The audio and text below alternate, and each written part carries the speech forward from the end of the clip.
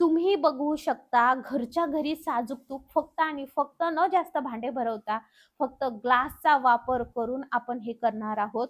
कोणताही part skip करू नका. 1.5x स्पीडवरती किंवा 2x वरती तुम्ही हा व्हिडिओ बघू शकता.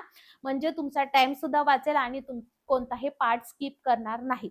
सगळ्यात पहिले हे बनवत असताना ज्या भांड्यात तुम्हाला तूप बनवायचं ते भांडं घ्यायचं. ॲल्युमिनियमचं घ्यायचं नाही, लोखंडी पण घ्यायचं नाही, स्टीलचं भांडं घ्यायचं.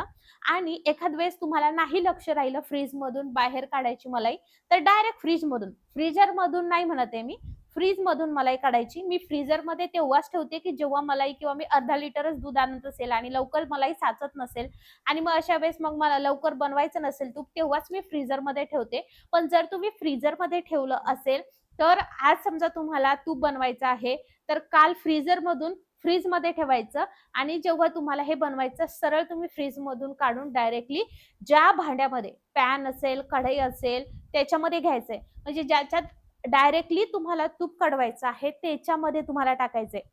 भांडे काहीही भरवायची गरज नाहीये. कारण तुम्हाला माहितीये हे मलाई किंवा तूप बनवण्याचे जे काही भांडे असतात ते फार चिकट-चिवट असतात आणि त्यामुळे मग आपलं बेसिन सुद्धा फार चिकट-चिवट होतं, घासणी चिवट होते, लवकर निघत नाही. अशा वेळेस आपल्याला खूप जास्त डिटर्जंट वापरावं लागतं.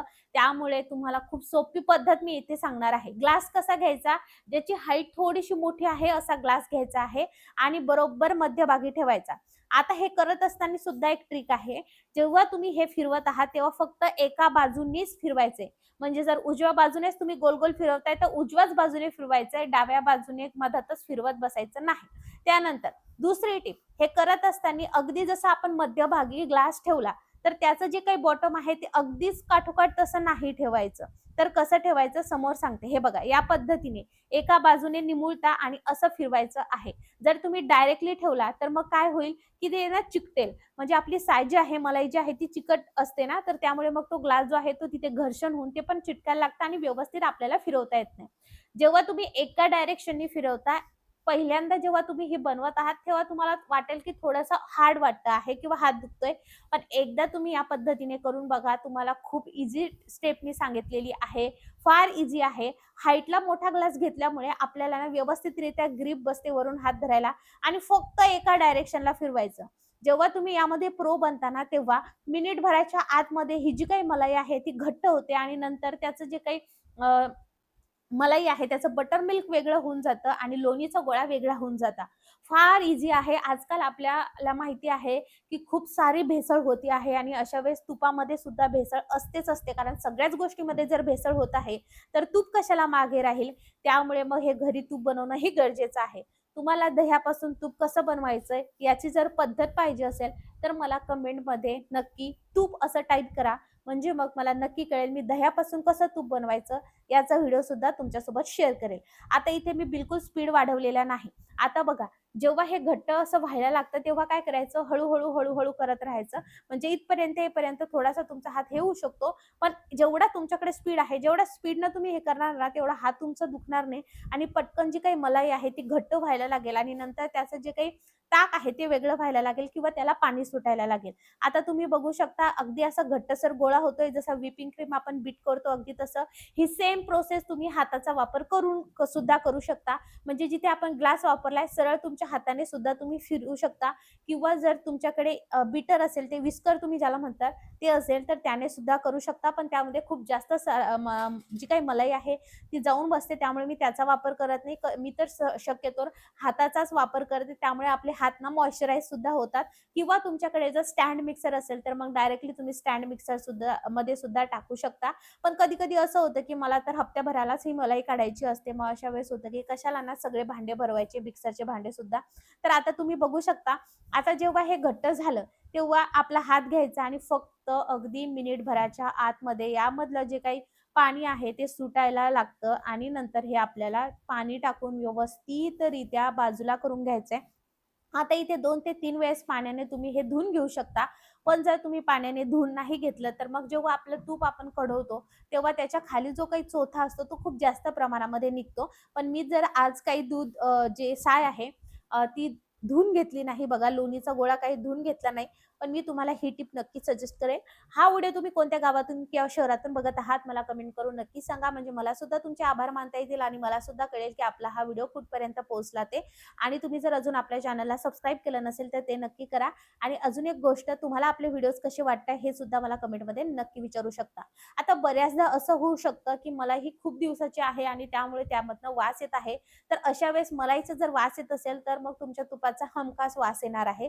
तर अशा वेळेस एक टिप तुमच्यासोबत शेअर करते. आता माझं भाकर आणि भाजी नेमकीच केली होती. म्हटलं चला त्यामध्येच भांडे वगैरे घासेपर्यंत आपलं पटकन तूप सुद्धा बनून होईल. त्यामुळे थोडासा गॅस घाण आहे. त्यामुळे मला आता ते साफच करायचं होतं. तर म्हटलं चला भांड्यात हे सगळं सुद्धा भांडे होतील.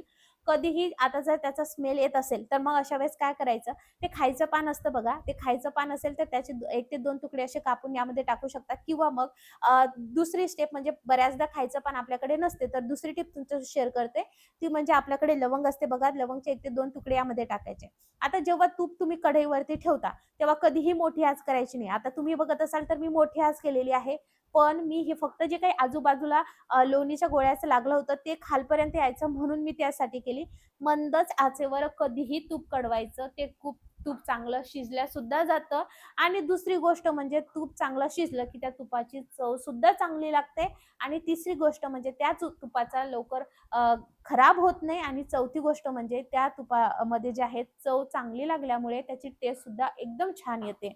कारण ते छान असं मंद आचेवरती कढलं जातं. आता जेव्हा जेव्हा तुम्ही या पद्धतीने असं जेव्हा मेल्ट व्हायला लागतं तेव्हा काय करायचंय, दर 1-1, 2-2 मिनिटांनी असा चमच्याच्या साहाय्याने हे मिक्स करत राहायचं. जेणेकरून खाली जे आहे ते आपल्या कढईला लागत नाही. आणि या पद्धतीने जेव्हा तूप तुम्ही बनवता तेव्हा जास्त चोथा सुद्धा निघत नाही.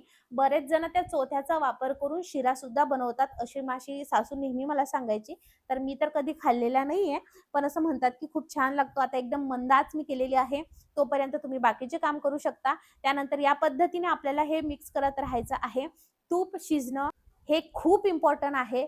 बरेच जण काय करतात, एकदम मोठी आच करतात आणि हा जो काही तुपाचा आता चोथा दिसतोय, जो तुम्हाला पांढऱ्या कलरचा दिसतोय, तो फक्त अगदी हलकासा सोनेरी वरती ठेवता आणि ते तूप लगेच बंद करून काढून घेतात.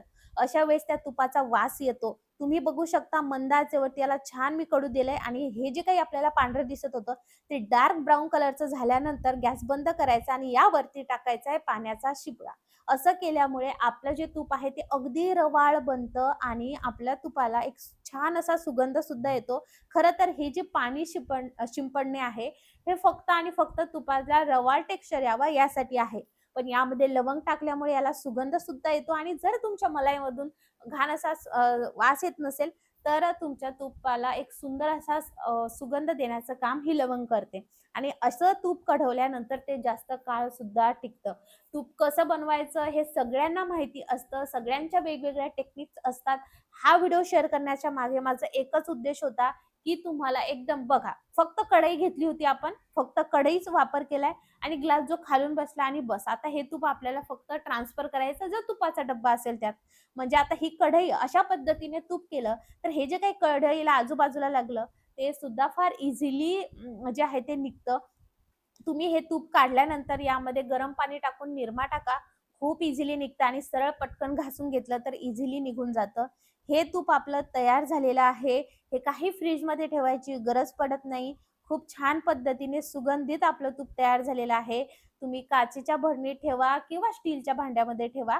खरं तर प्लास्टिकच्या ह्याच्यामध्ये तूप नाही ठेवलं पाहिजे आणि घरच्या तुपाची मजा काही औरच असते. गाळून घ्यायचे. यामध्ये जो काही चोथा आहे तो सुद्धा चाळणीमध्ये टाकायचा आणि हे अर्ध्या तासासाठी ही चाळणी यावरतीच ठेवायची. गाळणी मला म्हणायचं आहे. म्हणजे ह्या गाळणीमध्ये काय होतं, तर हा चोथ्यामधलं थेंब थेंब तूप हे गळत राहतं आणि त्यानंतर मग आपल्याला काय करायचं आहे, तर हे काढून नंतर मग पूर्ण रूम टेम्परेचरवरती हे तूप आल्यानंतर नंतरच मग त्याला झाकण लावून ठेवून द्यायचंय. पूर्ण तुपाची वाफ गेली पाहिजे याची तुम्हाला काळजी घ्यायची आहे. आणि तुम्हाला जर एक लक्षात आलं असेल, तर आपण काहीही न टाकता तुपाचा कलर छान असा पिवळसर आलेला आहे. तर त्याचं कारण हेच आहे, की मंद आचेवरती छान असं आपलं तूप कढलेलं आहे. म्हणून ह्या तुपाचा कलर जसं मार्केटमध्ये तूप भेटतं तसं आलेला आहे. व्हिडिओ आवडल्यास हाईप नक्की करा, लाईक करा, सबस्क्राईब करा आणि फॉलो करा. बाय.